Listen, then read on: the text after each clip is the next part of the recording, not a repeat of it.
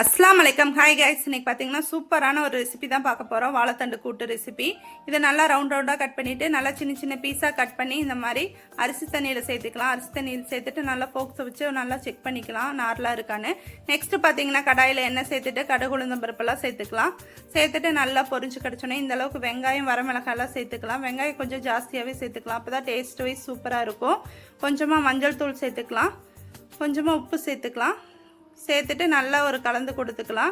நல்லா 2 நிமிஷம் மிக்ஸ் கொடுத்துட்டு நெக்ஸ்ட்டு பார்த்தீங்கன்னா வாழைத்தண்டு நம்ம ஆட் பண்ணிக்கலாம். அது கூட ஆட் பண்ணிவிட்டு நல்லா ஒரு மிக்ஸ் கொடுத்துட்டு ஒரு 2 நிமிஷம் வேக விட்டுடலாம்.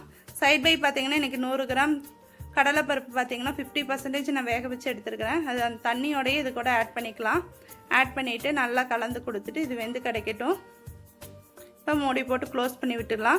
இந்த சம்மருக்கு கண்டிப்பாக எல்லாருமே நீங்கள் வாழைத்தண்டு ட்ரை பண்ணுங்கள். இந்த மெத்தடில் ட்ரை பண்ணி பாருங்கள், சூப்பர் டேஸ்ட்டாக இருந்துச்சு. நல்லா கலந்து கொடுத்துட்டு நெக்ஸ்ட்டு இதுக்கு ஒரு பேஸ்ட் ஒன்று நம்ம ரெடி பண்ணணும். இந்த அளவுக்கு தேங்காய் எடுத்துக்கலாம், 2 பச்சை மிளகாய், 1 ஸ்பூன் ஜீரகம் சேர்த்துட்டு நல்லா ஃபைன் பேஸ்ட்டாக அரைச்சி எடுத்துக்கலாம். இப்போ நல்லா இந்த தண்ணியெல்லாம் சுண்டி கிடச்சோன்னே நம்ம இந்த பேஸ்ட்டு இது கூட ஆட் பண்ணிக்கலாம். ஆட் பண்ணிவிட்டு நல்லா கலந்து கொடுத்துட்டு ஒரு 2 நிமிஷம் விட்டு நீங்கள் எடுத்து பார்த்தீங்கன்னா சூப்பரான வாழைத்தண்டு கூட்டு ரெடி. கண்டிப்பாக ட்ரை பண்ணி பாருங்கள். எப்படி இருக்குன்னு கமெண்ட் பண்ணுங்கள். தேங்க்யூ.